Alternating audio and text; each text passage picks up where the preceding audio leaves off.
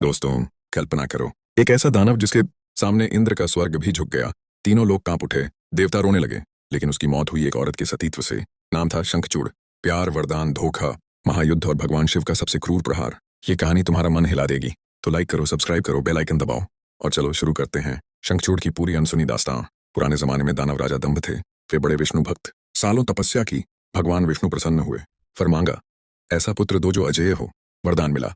दंभ की पत्नी से जन्मा तेजस्वी बालक, नाम शंखचूड़। बचपन से ही बहादुर, बुद्धिमान, लेकिन दानव कुल का घमंड भी था। जवान हुआ तो अमर होने की इच्छा जगी।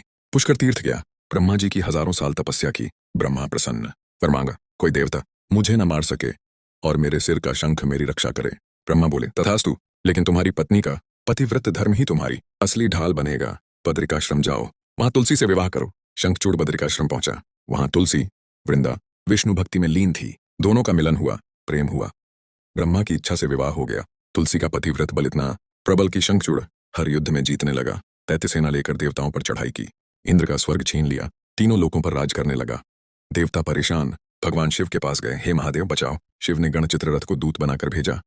राज वापस करो, वरना युद्ध होगा। शंखचूड़ ने जवाब दिया, मैं तो शिव से ही युद्ध करना चाहता हूँ। आओ देखते हैं कौन जीतता है। युद्ध का मैदान सजा। शिव की सेना और शंखचूड़ की दैत्य सेना आमने सामने। तीरों की बारिश, त्रिशूल की चमक, गदा की गड़गड़ाहट। शंखचूड़ ने शिव के हर प्रहार को रोक दिया। तुलसी का सतीत्व उसकी रक्षा कर रहा था। शिव क्रोधित हुए, लेकिन समझ गए इसका राज तुलसी में छुपा है। भगवान विष्णु ने योजना बनाई। उन्होंने शंखचूड़ का रूप धारण किया। तुलसी के महल में गए। तुलसी ने सोचा, मेरा पति युद्ध से जीत कर लौट आया। उसने पूजन किया, रमण किया। जैसे ही सतीत्व भंग हुआ, तुलसी का पतिव्रत बल टूट गया। उधर युद्ध में असली शंखचूड़ अचानक कमजोर पड़ गया। शरीर से तेज गायब। शिव ने त्रिशूल उठाया। एक ही प्रहार में शंखचूड़ का सिर धड़ से अलग। मरते हुए शंखचूड़ बोला, हे शिव, मैं जानता था मेरी मौत इसी तरह आएगी। शंखचूड़ की मौत के बाद उसका शरीर गंडकी नदी में बह गया। आज भी वहां शालिग्राम शिला मिलती है। तुलसी क्रोधित हुई, विष्णु को श्राप दिया, तुम पत्थर बन जाओ। लेकिन बाद में वरदान भी मिला, तुलसी का पौधा उगा। आज हम तुलसी पूजते हैं। शिवजी पर शंख से जल चढ़ाना वर्जित हो गया, क्योंकि शंख शंखचूड़ का प्रतीक बन गया। दोस्तों, शंखचूड़ की कहानी यहीं खत्म होती है। प्यार और वफादारी सबसे बड़ी ताकत है, लेकिन धोखा मिले तो वो ताकत भी टूट जाती है। सच्चाई और धर्म आखिरकार जीतते हैं।